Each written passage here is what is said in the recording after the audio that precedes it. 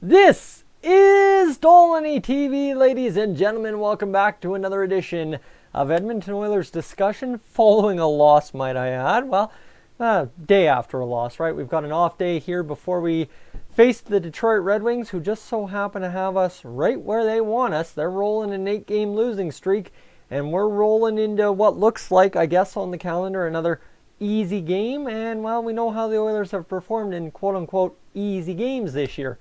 That aside, we need to sit here and look at this Oilers team as, something that's not exactly getting the job done. Now, the problem is you can say, well, what's not getting the job done about this Oilers team? And, of course, as now people are starting to point out, it's not the bottom 6 not scoring, it's the bottom 9 not scoring 5-on-5. That's everybody's issue now, and you know what? Fair enough. We can sit here and you can say, well, technically, Joakim Nygard's got a goal 5-on-5. You've got James Neal with 3 5-on-5, and maybe Nuge with 1. I can't exactly remember the numbers. I'd have to look up his stats right now, but that's not the point of today's video. The point of today's video is to kind of look at essentially how you can fix that.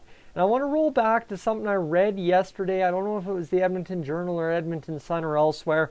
They were kind of talking about how Riley Sheahan's not that third-line center the Edmonton Oilers need. Sheahan is definitely the fourth-line center, the penalty kill center we need, 100%. No denying that when it comes to Riley Sheahan.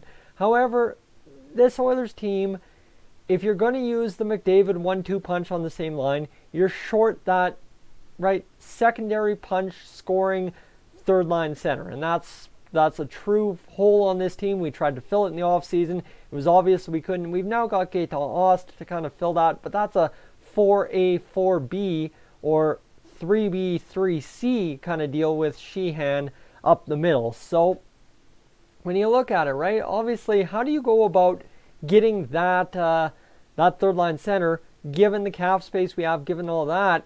And the real problem is we don't have much in resources if you don't want to give up prospects and if you don't want to give up picks.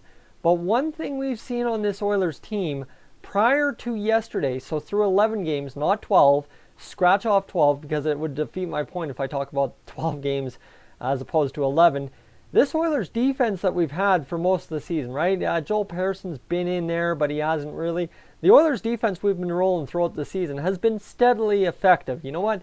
In those first 11 games, goals against average was nice and low. Yeah, goaltending stole us some games too, but the defense, to most of our surprises, held pretty steady through the first 11 games. Now, of course, yesterday, Ethan Bear probably had his perhaps worst game of the season. Oscar Klefbom didn't play up to par. I would have liked to see Darnell Nurse play a little bit more physical at times to try and prevent goals.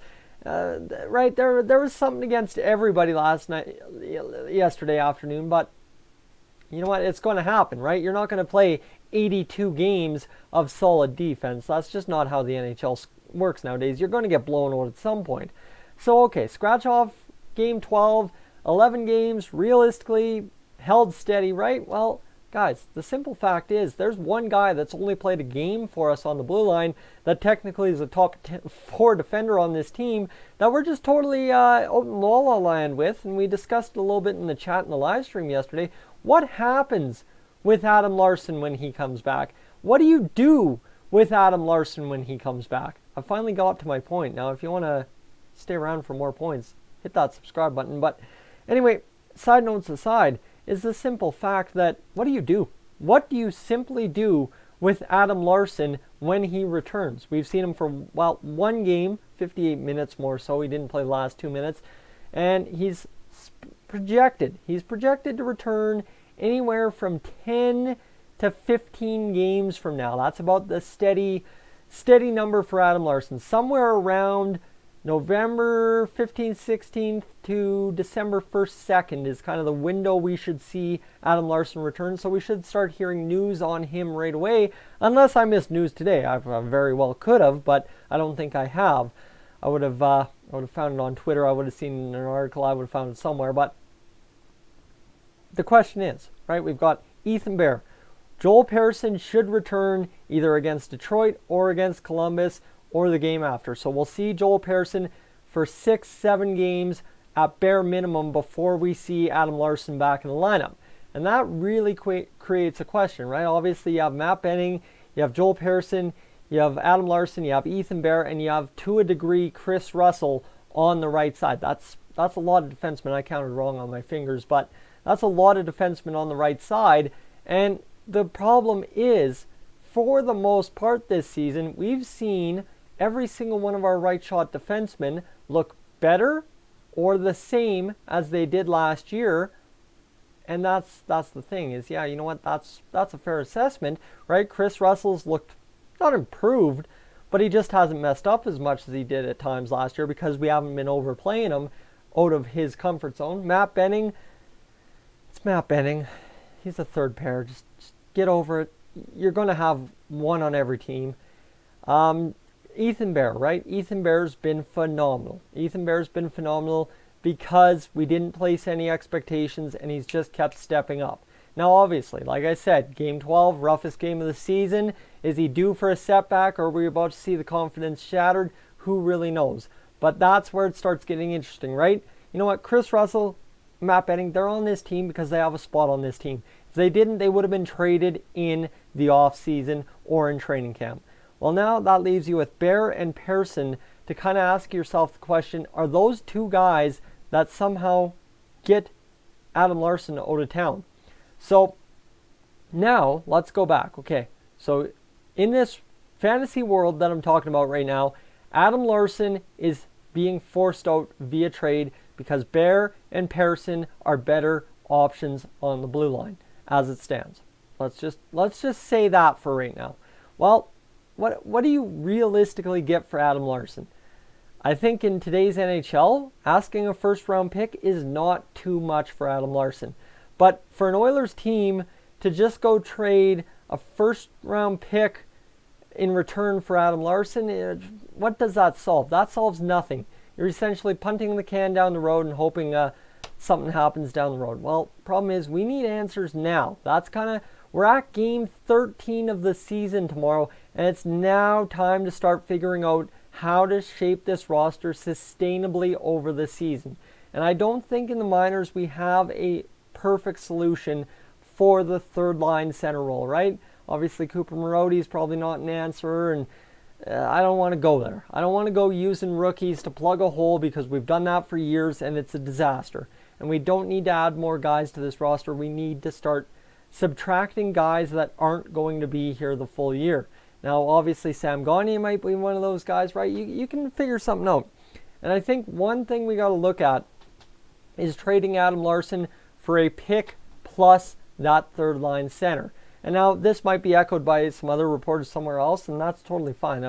I'm fine arguing somebody else's point for them right now. But to my idea of how to build this Oilers roster effectively when it comes down to trying to get that depth scoring, solving the problems we currently have, is just alleviating the pressure on that Nuge line to get it going.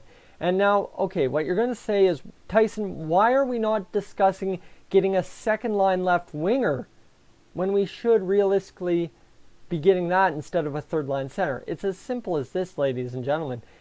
We've got a second line center, or left wing, without a doubt. Joakim Nygard was signed to be in the top six, signed to help Nuge, and, well, Neil came after, but signed to help Nuge on that secondary scoring effort. And that's exactly what he's going to do when he returns. The problem is we need him to return. And he should be back sometime soon, but we need him right away kind of deal because we really need to get that second line going. And when they're talking about a third wheel is what I heard mentioned for that Nuge-Neil line to get them going 5-on-5. Guys, Chiasson is not the answer. If he was the answer, he'd have done something by now. We know Alex Chiasson. We know what kind of impact player he can be for this Oilers team in the top six. He hasn't been that. We need to move him down or move him out or whatever the case may be. Now, what you start talking at that point, right? Obviously, if you're talking about moving guys out, moving guys down, we're missing Archibald. We're missing Nygard. Well, suddenly, okay, is Archibald expendable when he comes back? What about Sam Gagner, right? So now we're starting to build package. If you're following me here, we're starting to build a package. You've got Adam Larsson as an expendable possibly. You've got Sam Gagner as an expendable. You've got Josh Archibald. So in a sense in which you've got Adam Larsson plus, and you've got a Sam Gagner as the plus or a Josh Archibald as a plus, there's some options that you can start turning wheels to start making trades. And ideally what you're looking for, like I said, Nygard's the solution on the second line left wing, or why'd you sign him? That's all I'm saying. Why would you bother signing Nygard if he's not the solution that you're looking for in that second line left wing, considering his game? Two-way, speed, skill game. Is that not what we've been looking for on the left wing on that second line? Please correct me if I'm wrong, but that's those three things are exactly what I'm looking for, and that's exactly what Alex Chiasson ain't bringing me. So we got to get it at some point. And right now in the temporary, please put Jujhar Khaira up there. Dave Tippett, PSA, please put Jujhar Khaira with Neal and Nuge. But to ideally solve it, it is Nygard's spot. So that third line center role, once again open. You've got a 3B, 3C, or a 3C, 4A. I don't know how to really correctly diagnose Granlund, Sheehan, and Haas in there right now. But you kind of see where I'm going, right? We do have options on the bottom six, but we need that driver. We need basically a Draisaitl, McDavid, Nuge type player for that bottom six, right? Somebody who goes out there and gets the bottom six going every shift. Not that Sheehan doesn't. Guys, I'm not sitting here for a second saying bench Sheehan, bench Khaira, bench anybody. Seriously, bring that line down and have a secondary scoring line. So obviously, you'd be talking, who would you be like? That third line would have Yurko. That third line would have, I don't know. I don't think you'd keep Archibald there. That's why I'm thinking he's there.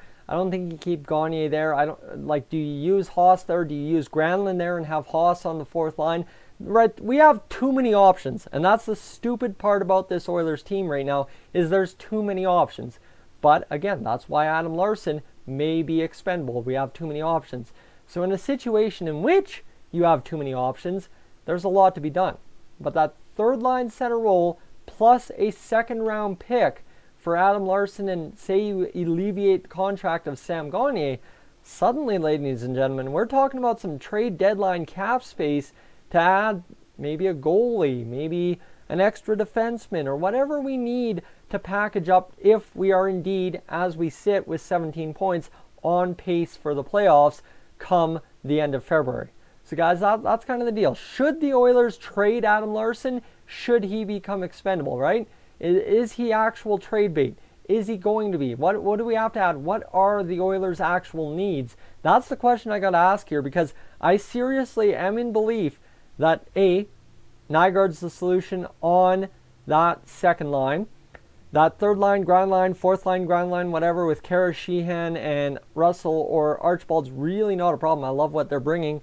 But we need to find that driver in the bottom six, right? That guy offensively that everybody in the bottom six strives to outdo.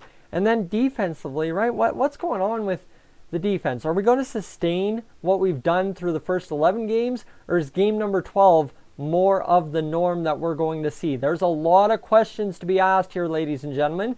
But we have to find the solutions. And I want to hear your thoughts on what the solution is in the comments section down below. As I kind of snuck in there, I'm terrible at self-advertising. If you're new to the channel, if you've returned to the channel for number 12 video, come on, get in there, subscribe, get that going, because what that does for you, if you subscribe, you get your own special feed where your subscriptions are kind of held, and you get my videos in there so as you stay up to date that much faster without having to look for them on Dolynny TV channel page or in the search. Guys, I'm Tyson, this is Dolynny TV. Click those bells as well when you subscribe. I will catch you in the next one.